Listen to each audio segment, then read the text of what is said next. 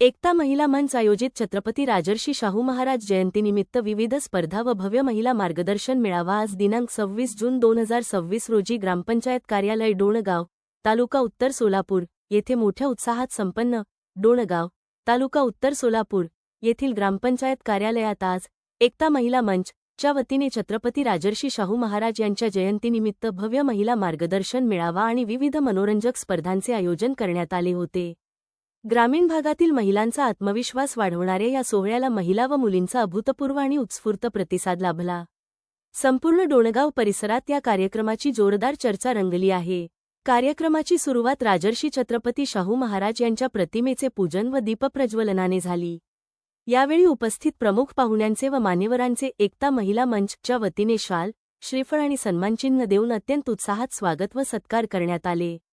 मेळाव्यात प्रमुख पाहुण्या म्हणून उपस्थित असलेल्या कृषी विज्ञान केंद्राच्या शास्त्रज्ञ अनिता सराटे शेळके यांनी महिलांशी संवाद साधताना एकता महिला मंचच्या उपक्रमांचे कौतुक केले. त्या म्हणाल्या, ग्रामीण भागातील तळागाळातील महिलांना हक्काचे व्यासपीठ मिळवून देण्यासाठी एकता महिला मंच अतिशय स्तुत्य आणि कौतुकास्पद कार्य करत आहे.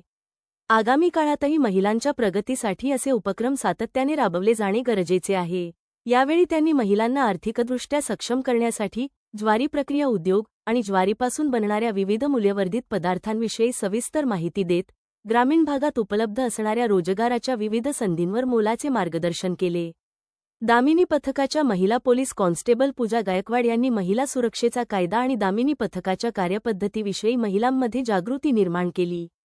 त्या म्हणाल्या, महिलांनी छेडछाड किंवा कोणत्याही त्रासाला घाबरून न जाता बिनधास्तपणे दाद मागितली पाहिजे. कोणत्याही संकटसमयी थेट डायल 112 वर संपर्क साधावा. दामिनी पथक महिलांच्या सुरक्षेसाठी आणि मदतीसाठी सदैव खंबीरपणे पाठीशी उभे आहे. एकता महिला मंचचे प्रमुख प्रभाकर क्षीरसागर यांनी आपल्या मनोगतात सांगितले की, ग्रामीण भागातील महिलांमध्ये प्रचंड सुप्त गुण आहेत. गरज आहे फक्त त्यांना व्यासपीठ देण्याची. महिलांचा आत्मविश्वास वाढवण्यासाठी आम्ही अगदी छोट्या छोट्या गावांमध्ये अशा स्पर्धा आणि मेळावे घेऊन जात आहोत. आजचा उदंड प्रतिसाद पाहता आगामी काळातही असे उपक्रम सातत्याने राबवले जातील. या मेळाव्यात महिलांच्या कलागुणांना वाव देण्यासाठी विविध मनोरंजक व कौशल्याधारित स्पर्धांचे आयोजन करण्यात आले होते. सर्व विजेत्या महिलांना मान्यवरांच्या हस्ते आकर्षक बक्षिसे देऊन गौरविण्यात आले.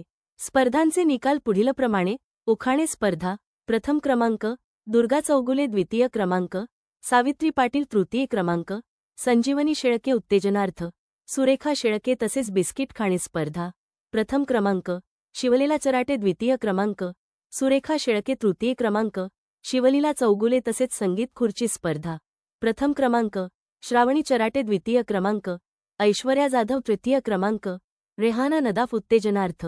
कोमल शेळके. या भव्य मेळाव्यासाठी प्रमुख पाहुण्या म्हणून कृषी शास्त्रज्ञ अनिता सराटे शेळके, दामिनी पथकाच्या नीलम कांबळे, महिला पोलीस कॉन्स्टेबल पूजा गायकवाड, महिला पोलीस कॉन्स्टेबल सलगर वस्ती पोलीस ठाण्याचे पोलीस कॉन्स्टेबल योगेश राठोड, एकता महिला मंचचे प्रमुख प्रभाकर क्षीरसागर, गावाच्या सरपंच राजश्री आमले, उपसरपंच मोहिनी शिंगाडे, ग्रामपंचायत सदस्य मनीषा अवताडे यांची प्रामुख्याने उपस्थित होत्या.